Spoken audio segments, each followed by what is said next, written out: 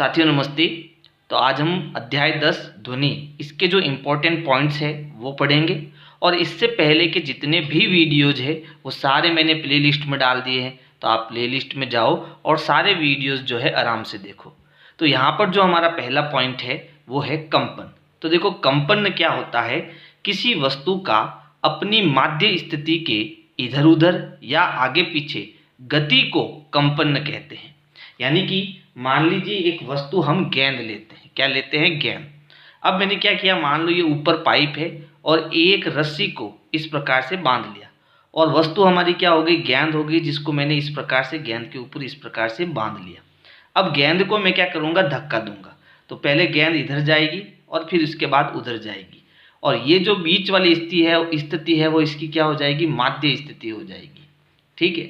तो अब ये जो वस्तु है वो अपनी माध्य स्थिति के इधर और उधर गति कर रही है। इसी चीज को हम क्या कहते हैं? कंपन कहते हैं।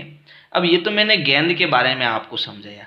अब कोई भी पदार्थ होगा, कोई भी वस्तु होगी, उस पर अगर हम बल लगाएंगे यानी उसको हम चोट मारेंगे तो वो कंपन करेगा। और कंपन कैसे करेगा? अपनी माध्य स्थिति के इधर उधर या आगे पीछे या फिर ऊपर नीचे, इस प्रकार से वो क्या करेगा? कंपन करेगा। जैसे मान लो कि हम ढोलक बजाते हैं, तो ढोलक के ऊपर जो ये चमड़ा होता है इसको हम पीटते हैं। जैसे ही हम पीटते हैं तो यहाँ पर क्या होता है? कंपन होता है। क्या होता है? कंपन होता है। जैसे यहाँ पर ये सितार है, इस पे क्या होता है? खींचा हुआ तार होता है। जैसे ही हम इसको इस प्रकार से स्पर्श करते हैं तो वो तार आगे पीछे क्या करता है? कंपन करता है ना।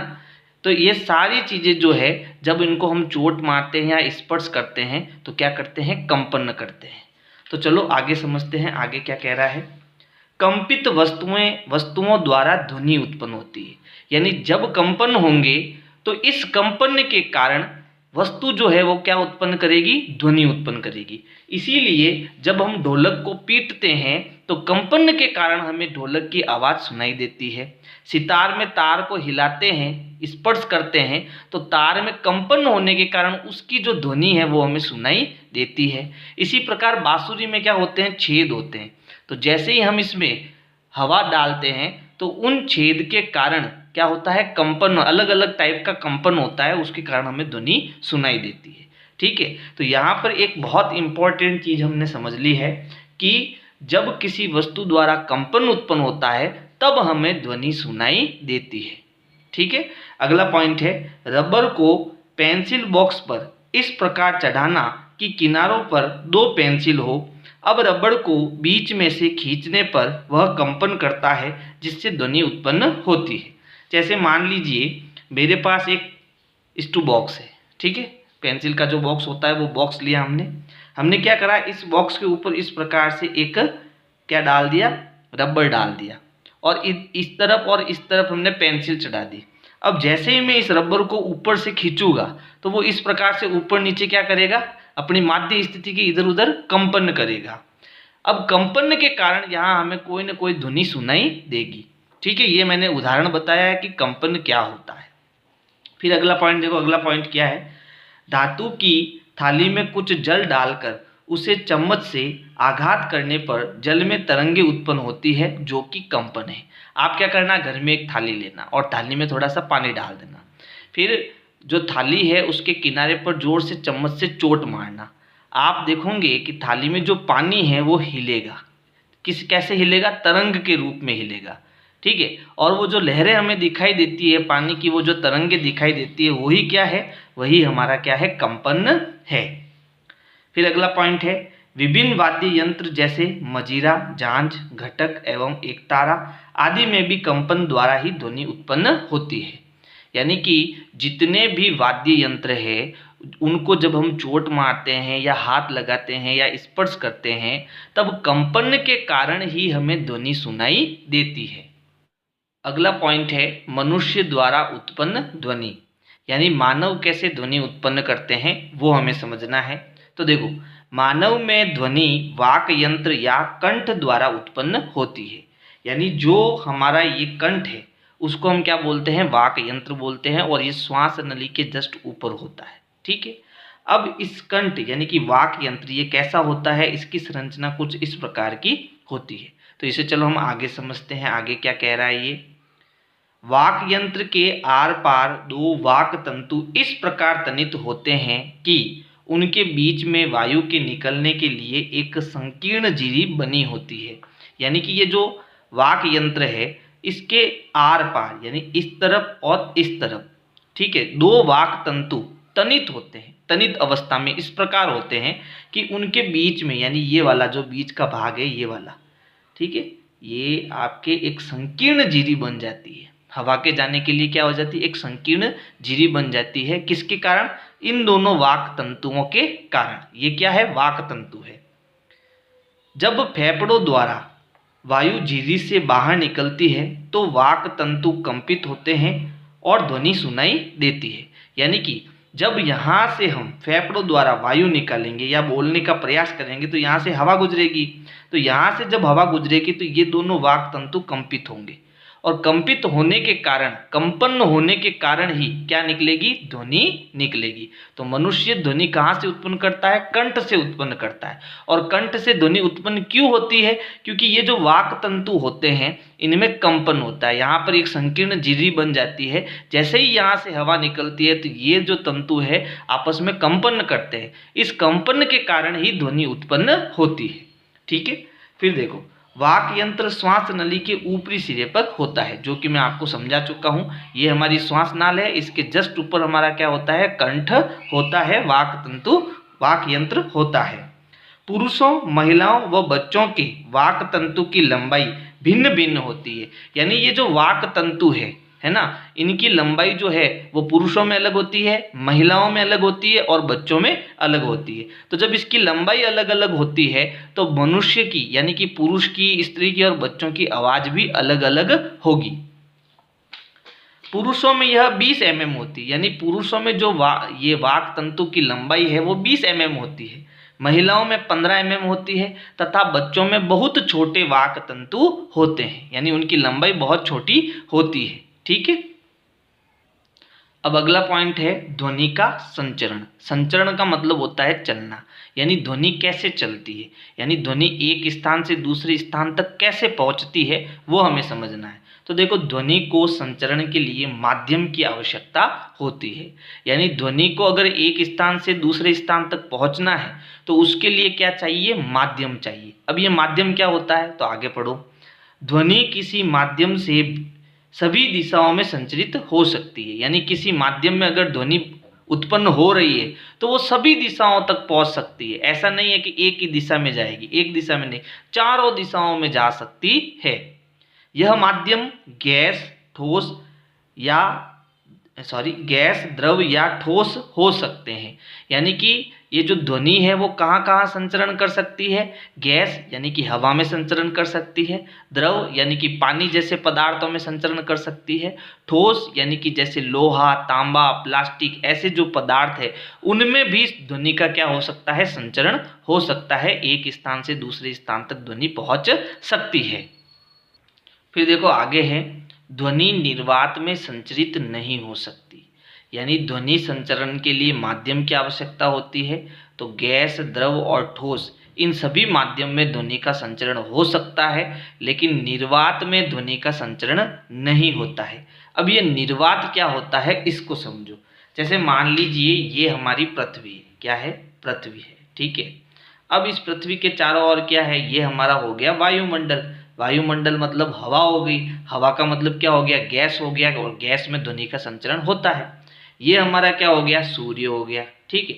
अब सूर्य और ये जो वायुमंडल का ये जो लास्ट वाली परत है, ठीक है, इसके बीच में ये जो भाग है ये हमारा क्या होता है, ये हमारा निर्वात होता है, यानी यहाँ पर किसी प्रकार का कोई माध्यम नहीं होता है।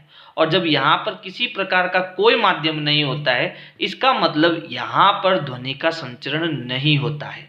यहाँ पर आप अगर कोई भी एस्टेनोराइड यहाँ पर है जो अपना सूट पहनकर यहाँ पर है और वो जोर जोर से चिल्लाता है और उसके पास भी दूसरा एस्टेनोराइड है, ठीक है, तो वो इसकी आवाज़ नहीं सुन सकता है, क्योंकि आवाज़ के लिए किसकी आवश्यकता है, माध्यम की आवश्यकता है, और यहाँ पर किसी प्रकार का कोई माध्यम नहीं है।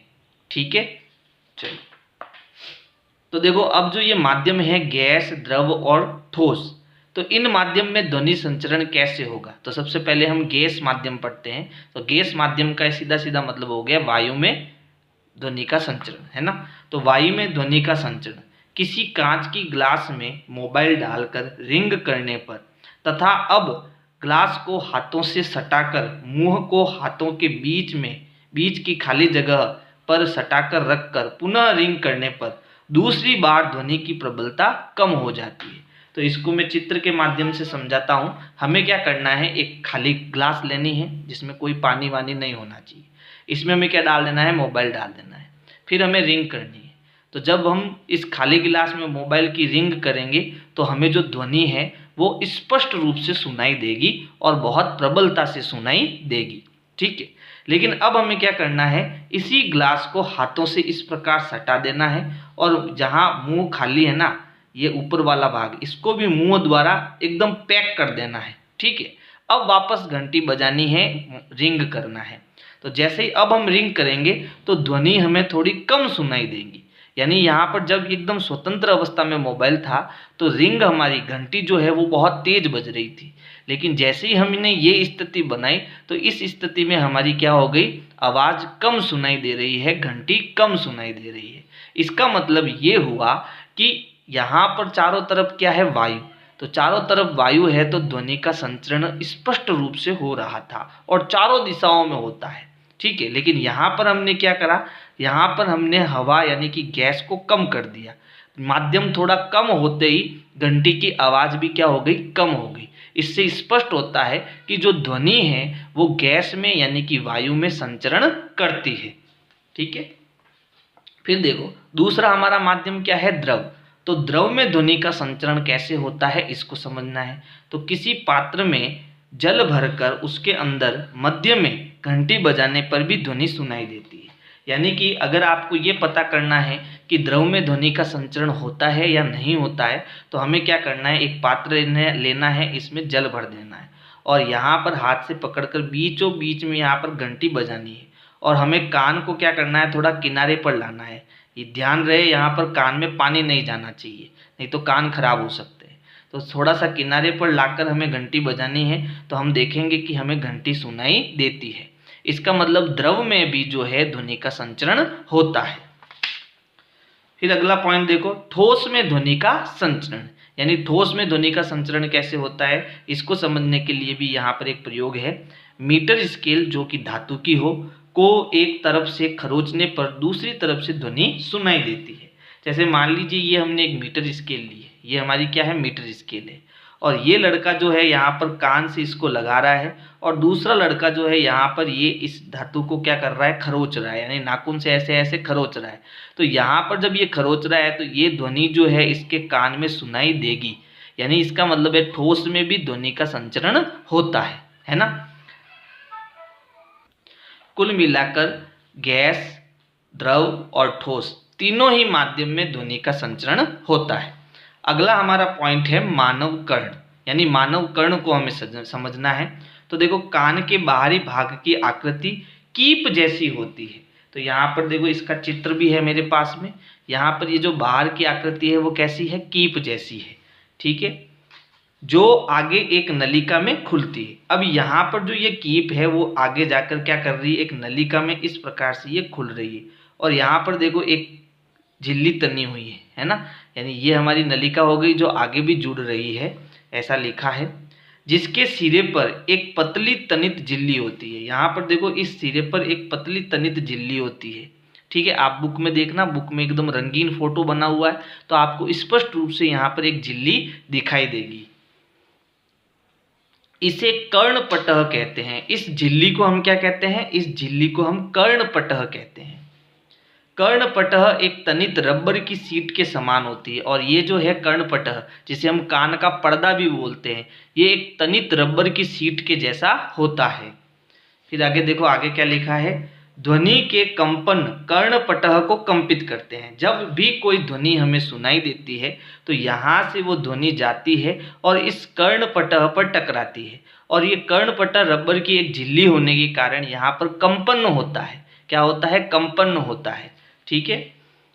कर्णपटह कंपनों को आंतर कर्ण तक भेज देता है, और जैसे ही यहाँ पर कंपन होते हैं तो यहाँ पर ये वाला जो भाग है आंतर कर्ण कहलाता है। तो ये संदेश कहाँ चले जाते हैं? आंतर कर्ण में चले जाते हैं। यहाँ से ये कंपन संकेत मस्तिष्क तक भेजे जाते हैं और हमें ध्वनि सुनाई देती है। फिर आंतर कर्ण से जो है जो भी यहाँ कंपन के संकेत मिले हैं वो मस्तिष्क में जाते हैं, और मस्तिष्क से हमें वो चीज़ सुनाई देती है कि उसने क बोला है या ख बोला है। क बोलेगा तो यहाँ कर्णपटह पर कंपन होगा और वो कंपन का संकेत आंतर कर्ण पर जाएगा और आंतर कर्ण से मस्तिष्क पर जाएगा और हमें क की ध्वनि ही सुनाई देगी। बात समझ में आ गई? तो इस प्रकार से जो है कर्ण की, ऊपर हमारे कर्ण की संरचना हो गई और नीचे इसकी कार्यविधि हो गई। तो देखो अभी तक हमने क्या क्या समझ लिया। हमने ये समझा कि ध्वनि उत्पन्न कैसे होती है। ध्वनि उत्पन्न होती है कंपन की वजह से, यानी जब कोई वस्तु कंपन करती है तब हमें ध्वनि सुनाई देती है। अब जब कंपन होगा यानी ध्वनि सुनाई देगी तो इस ध्वनि का संचरण कहाँ कहाँ होगा? तो संचरण जो है वो ध्वनि का संचरण माध्यम में होता है, यानी ध्वनि संचरण के लिए माध्यम की आवश्यकता होती है। और वो माध्यम क्या क्या है? गैस माध्यम है यानी कि वायु है, द्रव है और ठोस है, यानी इन तीनों माध्यम में ध्वनि का संचरण होता है। यहाँ तक हमने सारी बातें समझ ली थी, ठीक है।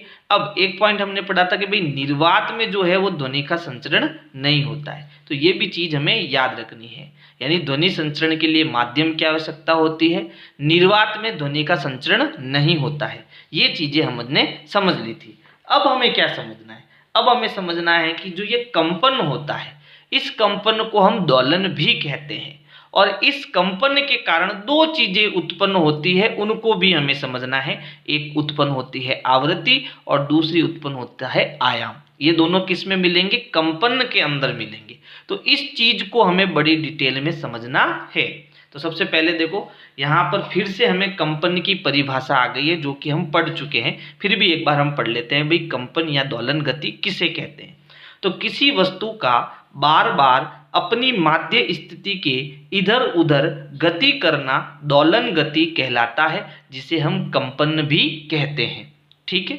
अब यहाँ पर जब कोई वस्तु कंपन करती है तो उसमें आवृत्ति उत्पन्न होती है। अब ये आवृत्ति क्या होती है? तो इसकी परिभाषा को ध्यान से समझना।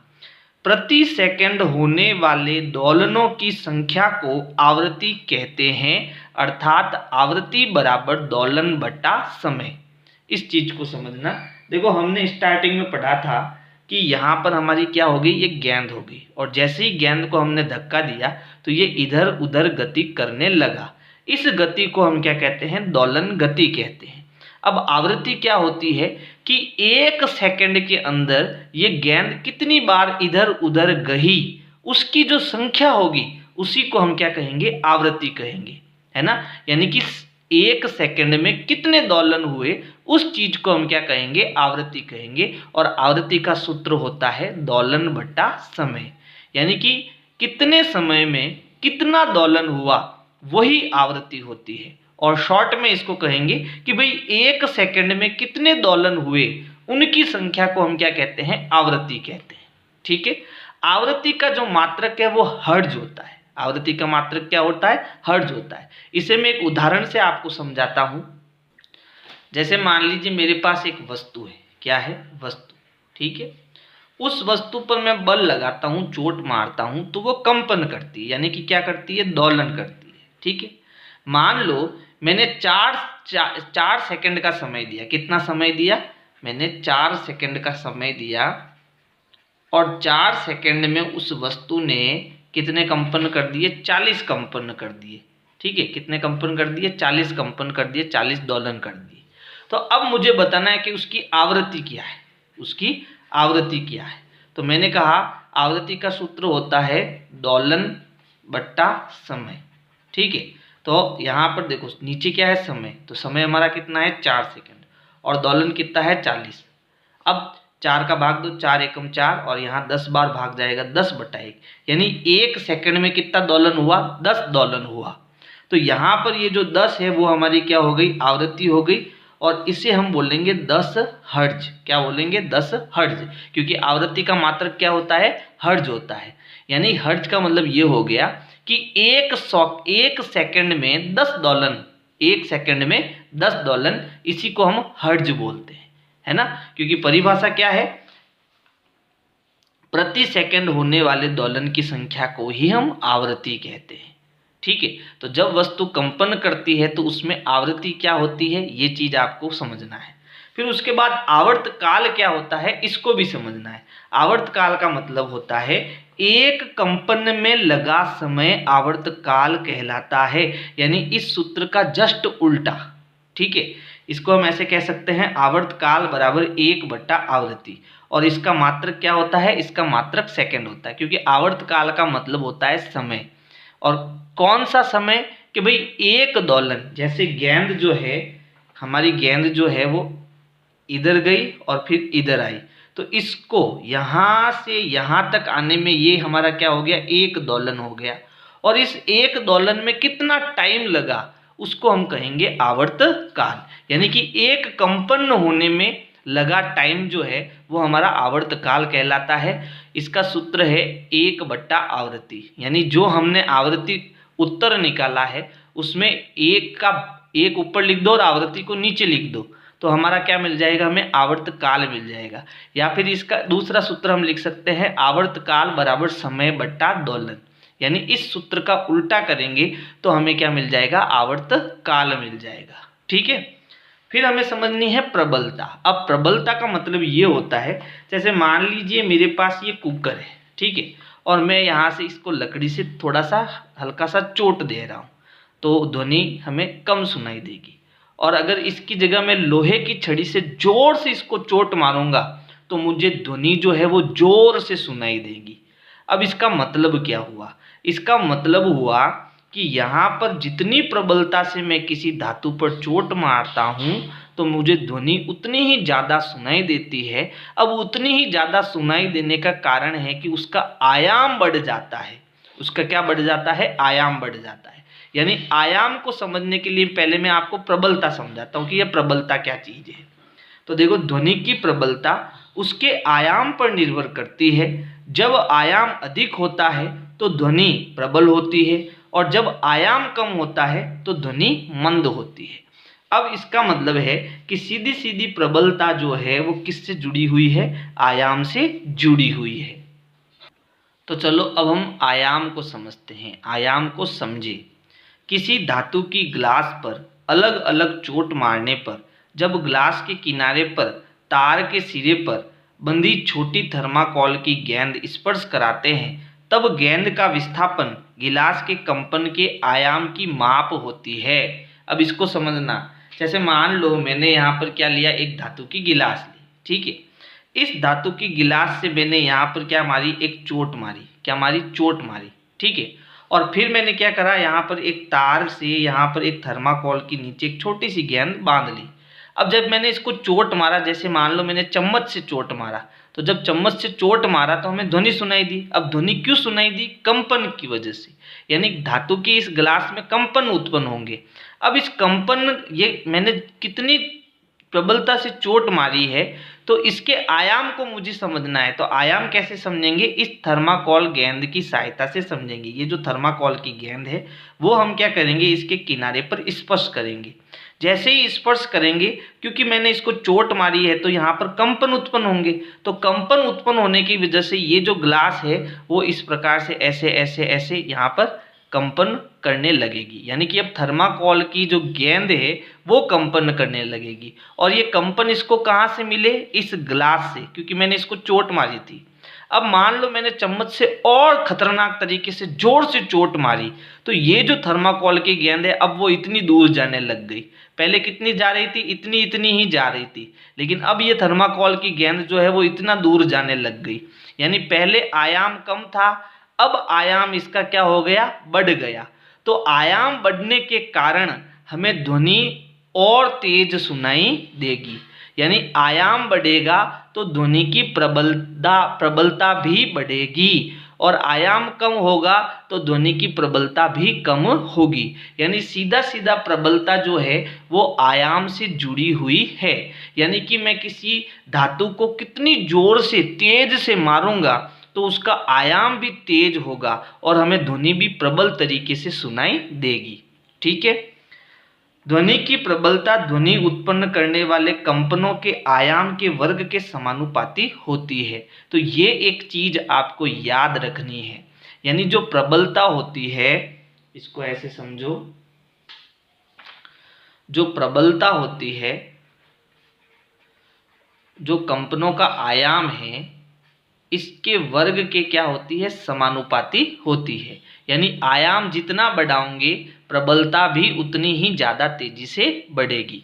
ये समानुपात का निशान है। ठीक है, अगर आपको समानुपात समझना है तो आपके गणित के अंदर मैंने प्रश्नावली 11.1 और 11.2 में समानुपात और व्युत्क्रमानुपात को अच्छे से समझाया हुआ है। आपको शॉर्टकट में अगर समझना है समानुपात क्या होता है, तो इसका मतलब, समानुपात का मतलब है एक चीज बढ़ाने पर दूसरी चीज भी बढ़ती है। ठीक है, यही समानुपात का मतलब होता है। और इसका एक फॉर्मूला क्या दिया कि जो ध्वनि की प्रबलता जो होती है वो आयाम के वर्ग के समानुपाती होती है। तो ये चीज आपको याद रखनी है। अच्छा, फिर प्रबलता को हम किस में मापते हैं, डेसिबल मात्रक द्वारा व्यक्त करते हैं। यानी कि हम डेसिबल में मापते हैं। प्रबलता को किस में मापेंगे, डेसिबल में मापेंगे। और आवृत्ति को हम किस में मापेंगे, हर्ट्ज में मापेंगे। ठीक है, आवर्तकाल को किस में मापेंगे, सेकंड में मापेंगे। तो ये 3-4 चीजें आपको क्या करनी है, याद करनी है। चलो एक बार वापस समझा देता हूँ। यानी जब दोलन होते हैं, कंपन होते हैं, तब आवृत्ति क्या चीज होती है, आवृत्ति ये होता है कि 1 सेकंड के अंदर कितने कंपन हुए, 1 सेकंड के अंदर कितने कंपन हुए, कितने दोलन हुए, उसकी संख्या को हम क्या कहेंगे, आवृत्ति कहेंगे। और आवृत्ति का मात्रक क्या होता है, हर्ट्ज होता है। और आयाम क्या होता है, तो आयाम क्या होता है, कंपन में जो विस्थापन होता है उसका जो माप है उसका हम क्या कहेंगे, आयाम कहेंगे। यानी सीधे शब्दों में हम कह सकते हैं किसी वस्तु का जब कंपन होता है, जैसे मान लीजिए यहाँ पर कोई कंपन उत्पन्न हुआ, ठीक है, तो कंपन में ये जो दूरी है, ठीक है, ये इसकी ये दूरी उत्पन्न हुई, इस कंपन में इतनी ज़्यादा दूरी उत्पन्न हुई, इस कंपन में देखो और भी ज़्यादा दूरी उत्पन्न हुई। ठीक है, तो ये अलग अलग माप होने के कारण इनका आयाम भी अलग अलग है। तो ये किस पर निर्भर करता है, ये प्रबलता पर निर्भर करता है। ठीक है, तो ये चीज हमारी आयाम हो गई। और आयाम के लिए प्रबलता क्या होता है, जो प्रबलता होती है वो आयाम के वर्ग के समानुपाती होती है। फिर आवर्तकाल क्या होता है, तो एक दोलन में लगा समय, एक दोलन में लगा समय क्या कहलाता है, आवर्तकाल कहलाता है। तो इसका सूत्र हो जाएगा समय बट्टा दोलन, समय बट्टा दोलन। ठीक है, ये इसका फॉर्मूला हो जाएगा। तो ये सारी चीजें आपको याद रखनी है। फिर आवर्तकाल का मात्रक क्या होता है, सेकंड। और आवृत्ति का मात्रक क्या होता है, हर्ट्ज। आयाम किससे जुड़ा है, प्रबलता। तो प्रबलता का मात्रक क्या होता है, डेसिबल। क्या होता है, डेसिबल, डीबी। अगला पॉइंट है तारत्व। तो देखो अब तारत्व क्या होता है, ध्वनि के तीक्ष्ण अथवा भारी होने के लक्षण को तारत्व कहते हैं। तारत्व कंपनों की आवृत्ति पर निर्भर करता है। यानी कि किसी भी चीज को जो हमने चोट मारी है, तो चोट मारने पर कंपन उत्पन्न हुए, तो कंपन में क्या होती है, आवृत्ति होती है। ठीक है, क्या होती है, आवृत्ति होती है। तो इस आवृत्ति के कारण ही तारत्व निर्भर करता है। यानी कि किसी भी ध्वनि का तीक्ष्ण यानी कि तीखा होना और भारी होना, ये चीज निर्भर करती है। तारत्व या आवृत्ति अधिक होने के कारण महिलाओं एवं बच्चों की आवाज पुरुषों की तुलना में सुरीली व बारीक होती है। यानी कि ये तारत्व ही है। यानी कि आवृत्ति पुरुषों में क्या होती है, आवृत्ति कम होती है, पुरुषों की आवृत्ति कम होती है। क्यों, क्योंकि सबसे पहले जो हमने पढ़ा था, क्या पढ़ा था,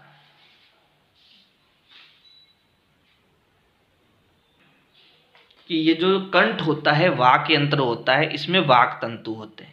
तो पुरुषों का जो वाक तंतु की लंबाई होती है वो 20 mm लगभग होती है, जबकि महिलाओं की कितनी होती है, 15 mm होती है। तो 15 mm यानी कि वाक तंतु छोटे होने के कारण यहाँ पर कंपन तेजी से होंगे, क्योंकि ये जो झिल्ली है वो ज़्यादा तनी हुई होंगी, तो जितनी ज़्यादा झिल्ली तनी हुई होगी तो कंपन भी उतने ही ज़्यादा होंगे। कंपन का मतलब हो गया कि आवृत्ति उतनी ही ज़्यादा होगी।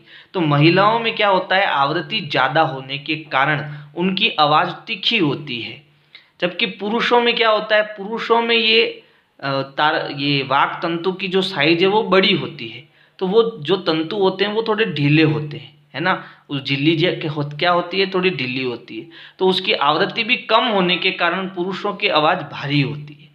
बात समझ में आ गई। पक्षियों का तारत्व उच्च जबकि शेर का तारत्व कम होता है। जो पक्षी होते हैं उनकी आवाज़ देखो कितनी सुरीली होती है, मिट्ठू की आवाज़ देखो, चिड़िया की आवाज़ देखो, है ना। तो क्यों, क्योंकि इनका तारत्व उच्च होता है, उनकी आवृत्ति बहुत खतरनाक लेवल की होती है, जबकि शेर का तारत्व जो है वो कम होता है, इसलिए शेर की आवाज़ भारी होती है। ठीक है।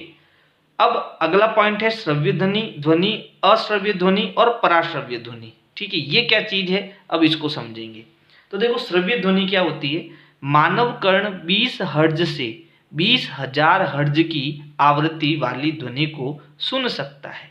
यानी कि एक सेकंड में अगर 20 कंपन है और यहाँ एक सेकंड में अगर 20,000 कंपन है, तो इनके 20 की जो परास है, ऐसी ध्वनि को मनुष्य के कान जो है वो सुन सकते हैं, इसलिए इसे हम श्रव्य ध्वनि कहते हैं। फिर अश्रव्य ध्वनि क्या है, तो 20 हर्ट्ज से कम आवृत्ति की ध्वनि, यानी एक सेकंड में 20 कंपन हो रहे हैं या उससे कम हो रहे हैं, तो ऐसी आवृत्ति को मनुष्य के कान नहीं सुन सकते हैं। ठीक है, इसे हम अश्रव्य ध्वनि कहते हैं। फिर अगला पॉइंट है पराश्रव्य ध्वनि। तो 20,000 हर्ट्ज से अधिक, यानी एक सेकंड में 20,000 कंपन से भी ज़्यादा कंपन अगर ऐसी आवृत्ति है, तो ये ध्वनि पराश्रव्य ध्वनि कहलाती है, इसे हम अल्ट्रासोनिक भी कहते हैं। फिर देखो अगला पॉइंट क्या है, कुत्ता, चमगादड़, व्हेल आदि पराश्रव्य ध्वनि भी सुन सकते हैं। सोनोग्राफी मशीन में भी इसका प्रयोग करते हैं, यानी कि ये पराश्रव्य ध्वनि को मनुष्य तो नहीं सुन सकता, लेकिन कुत्ता, चमगादड़, व्हेल ऐसे जो जीव जंतु है वो इस पराश्रव्य ध्वनि को भी सुन सकते हैं, है ना। ये जो हम हॉस्पिटल में जाते हैं जहाँ सोनोग्राफी की मशीन होती है, तो इसमें भी पराश्रव्य ध्वनि का प्रयोग होता है। अगला पॉइंट है शोर तथा संगीत। यानी जब ध्वनि उत्पन्न होती है, तो ध्वनि उत्पन्न होने के कारण हम शोर किसे कहेंगे और संगीत किसे कहेंगे, तो इसकी परिभाषा को हमें समझना है। तो देखो, वह ध्वनि जो कानों को अप्रिय लगती हो तथा हमें कष्ट पहुंचाती हो उसे हम शोर कहते हैं, जबकि वह ध्वनि जो कानों को प्रिय लगती हो और हमें सुखद का अनुभव कराती हो उसे हम क्या कहेंगे, संगीत कहेंगे। तो ये शोर और संगीत में क्या हो गया, अंतर हो गया। अब ध्वनि प्रदूषण क्या होता है, तो देखो पक्का यहाँ पर शोर होगा तो जिसके कारण हमें क्या लगेगा, अप्रिय लगेगा और वो कष्ट पहुंचाएगा, तो इसी को हम क्या कहेंगे, ध्वनि प्रदूषण कहेंगे। यानी वातावरण में अत्यधिक या अवांछित ध्वनियाँ ध्वनि प्रदूषण कहलाती है ना। अगर बहुत तेजी से आवाज आ रही है, ध्वनि उत्पन्न हो रही है, या अवांछित ध्वनि उत्पन्न हो रही है जिसके हमारे कान बर्दाश्त नहीं कर सकते हैं, तो इस प्रकार की ध्वनि को हम क्या कहते हैं, ध्वनि प्रदूषण कहते हैं। 50 डेसिबल तक की ध्वनि सामान्य व कर्णप्रिय होती है। अब देखो यहाँ पर प्रबलता मैंने आपको बताई थी, जिसका आयाम ज़्यादा होगा उसकी प्रबलता भी ज़्यादा होगी, और प्रबलता को हम किस में मापते हैं, डेसिमल में मापते हैं। यानी किसी भी चीज़ को मैं कितना जोर से पीटूं, तो उसको जोर से पीटने पर उसकी प्रबलता उत्पन्न होती है, यानी कि ध्वनि बहुत प्रबल उत्पन्न होगी। जोर से पीटोगे तो जोर से प्रबल ध्वनि उत्पन्न होगी या उसका आयाम बढ़ जाएगा, है ना। तो 50 डेसिबल तक की ध्वनि सामान्य व कर्णप्रिय होती है, यानी वो ध्वनि जिसकी माप 50 डेसिबल है तो उसको हमें वो अच्छी लगती है और वो सामान्य ध्वनि में गिनी जाएगी। 50 से 80 डेसिबल तक की ध्वनि सहन की जा सकती है। लिमिट कितनी है, 50 से 80 डेसिबल हम सहन कर सकते हैं। 80 डेसिबल से अधिक ध्वनि को ही हम शोर कहते हैं, और ज़्यादा शोर होगा तो ध्वनि प्रदूषण हो जाएगा और वो ध्वनि हम सहन नहीं कर सकते हैं।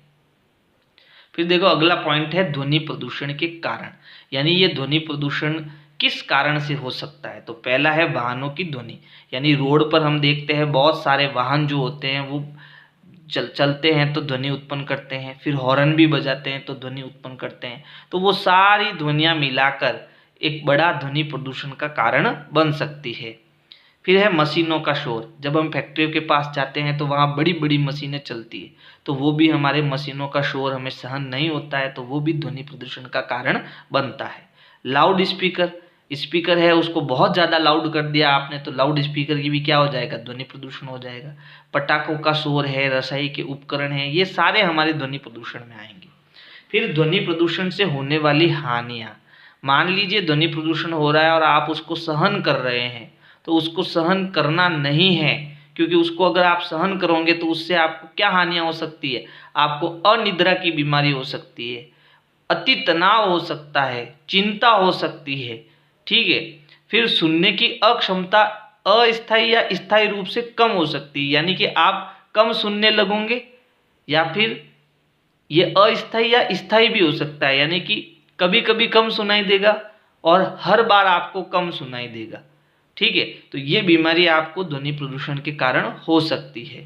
तो अगला पॉइंट है ध्वनि प्रदूषण को सीमित रखने के उपाय, यानी कि जो ध्वनि प्रदूषण के कारण हमें इन बीमारियों से अगर बचना है तो ध्वनि प्रदूषण को हम कैसे नियंत्रित कर सकते हैं। तो उसके लिए पहला उपाय है मशीनों में साइलेंसर का प्रयोग करके, यानी जो मशीनें तेज आवाज़ करती है उसके लिए आप साइलेंसर का प्रयोग करो। जैसे ही आप मशीन में साइलेंसर लगाओगे तो मशीन की ध्वनि जो है वो कम हो जाएगी, जिससे ध्वनि प्रदूषण भी क्या हो जाएगा, कम हो जाएगा। शोर उत्पन्न करने वाले क्रियाकलाप आवासीय क्षेत्र से दूर करके, यानी जो बड़ी बड़ी मशीनें वहाँ पर ध्वनि प्रदूषण कर रही है तो उन मशीनों को आप क्या करो, आवासीय क्षेत्र से दूर रखो, ठीक है। टेलीविजन तथा लाउड स्पीकर की ध्वनि प्रबलता को कम करके, वाहनों के हॉर्न का उपयोग कम से कम करके, सड़कों तथा भवनों के आसपास पेड़ लगा करके, इन सभी चीज़ों के उपयोग से हम ध्वनि प्रदूषण को कम कर सकते हैं। अगला पॉइंट है श्रवण क्षति, यानी कि जो सुन नहीं सकते हैं उसके लिए ये पॉइंट है। तो देखो कुछ बच्चों में जन्म से ही पूर्ण रूप से श्रवण क्षति होती है। ऐसे बच्चे इंगित भाषा या संकेत भाषा सीखकर संप्रेषण कर सकते हैं, यानी कि इशारों में बातों को समझना, क्योंकि वो सुन तो नहीं सकते, तो सुन नहीं सकते तो वो अपने को रेस्पॉन्ड क्या करेंगे, बोलेंगे क्या, है ना। तो वो क्या करते हैं, इशारों से कुछ चीज़ों को समझते हैं कि भाई ये इशारा किस चीज़ को बता रहा है, ये इशारा किस चीज़ को बता रहा है। तो वो संकेत भाषा को सीखकर क्या करते हैं, संप्रेषण करते हैं, एक दूसरे से बातचीत करते हैं। तो ये आपका पार्ट पूरा हुआ। अगर आपको मेरे वीडियोज पसंद आ रहे हैं तो वीडियो को लाइक करो, अपने दोस्तों को शेयर करो। Thank you.